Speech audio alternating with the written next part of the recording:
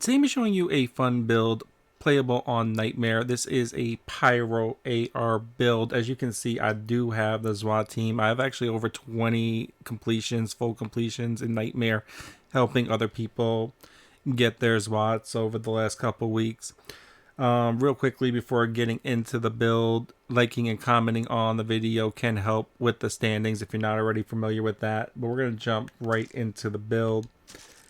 So right here we have the Pyro AR build. I'm going to get into all these items. I'm also going to be showing off my supplementary deck for this build for anybody doing the 2-deck glitch at this point in time.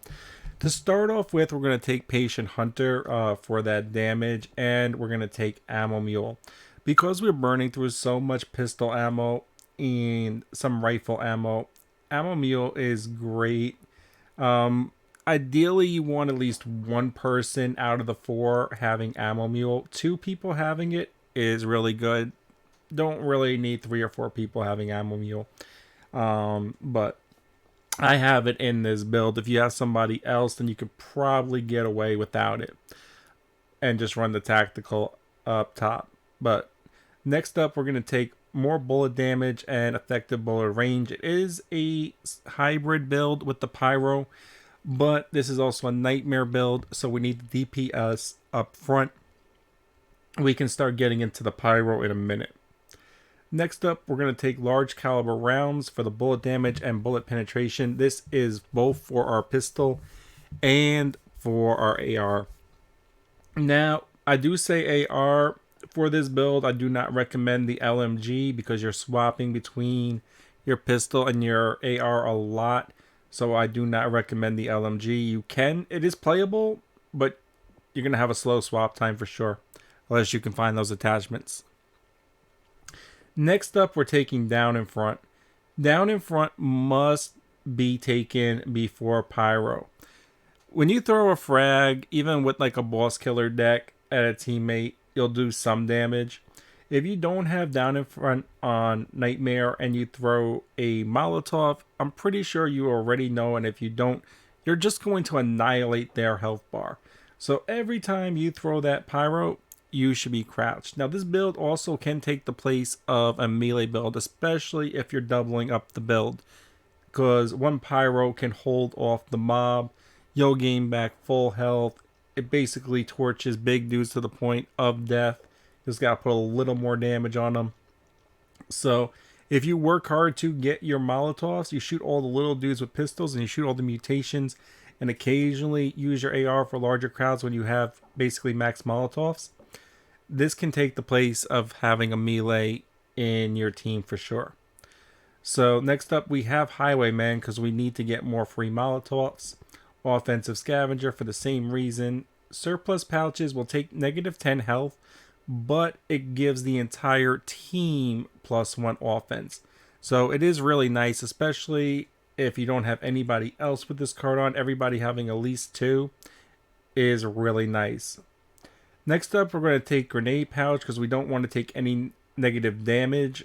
If you really want it, you could take the +2, but I don't recommend it. I just recommend taking 1 more at this point and not losing damage. Next up, we're going to take Tactical Vest for more rifle ammo and more damage. If it comes down to it and we don't have any Molotovs and we need to kill some stuff quick, having more AR ammo is better than having more pistol ammo. I almost never run out of pistol ammo. With Highwayman, you're going to be getting more ammo anyway when you're not getting Molotovs. So this build is very ammo friendly. Like I said, Ammo Mule could be removed. It's just so nice to have it. At least one person have it early in the game that I do have it in my build. Next up, we have Shredder. Shredder is a very strong card, especially when we're spamming our pistol and spamming our AR pretty much. So we're giving that extra damage. Good for the bosses. Confident Killer. Could even be moved above Shredder because you kill so many mutations on Nightmare that you have this very quickly. Generally, if on a slow play Nightmare, just not speed running all the way through it, you're going to kill at least 40 mutations. Now the last 2 I'm going to offer 2 alternates. Cold brew coffee and line them up is my choice. But this is actually a build where admin reload and power swap is really good as well. Personally, I'm not that big a fan of the power swap. My playstyle, I don't want to force the power swap. But if you're one of those players that can force the power swap all the time and always get that 20% bonus and likes admin reload as well, then admin reload and power swap is perfectly fine at the end of the build. For all my 2-deck fans, I have the second complementary deck for that Pyro AR build. Now, I'm not going to go over all these cards. I am going to say that you could not run 2 surplus pouches, and you just could take another +1 here instead. We are going to take negative 20 health, but at the end of the build, I took padded suits and canned goods and evened it out with rhythmic breathing. So at the end of the build, you are going to even out the health. You're losing 20%.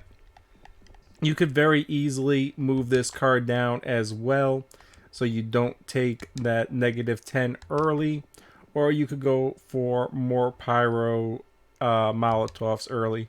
That is basically your choice. All are perfectly fine. Negative 20% really isn't going to break you, especially since you're running 2 Pyros, 2 Highwaymen. 1 well-placed Molotov is going to bring you back to full health, full temporary health. But say you're at like half health and you throw a Molotov on a birds, or you throw a Molotov at a crowd. Now you're back at max temp health. So when you play this build smart, it's actually really good. Be very careful not to burn yourself, though, because you're running 2 Pyros. The friendly fire damage on your own fire hurts. So try not to get hit by that fire. Other than that, this is my recommendation for the second build that you should be swapping out in between. Okay, I changed the 1 position. The second build that you should use with the Pyro AR build. And enjoy. This is actually a really fun build to play. Even if you're not playing on Nightmare, playing on Veteran, it's actually quite a fun build to play when you run double decks, because you get so many Molotovs with 2 Highwaymen and 2 offensive Scavenger. If you wanted, you could drop these last 3 cards too. And I just wanted to put this out there once, especially for my subscribers still watching all the build videos. Double Scavenger stack. So throughout your team, throwing an extra support scavenger or weapon scavenger, having like 2 or 3 support scavengers and maybe like 1 or 2 weapon scavengers between the team will make your playthrough a lot easier as well. And that is the Pyro AR build. I hope that helps.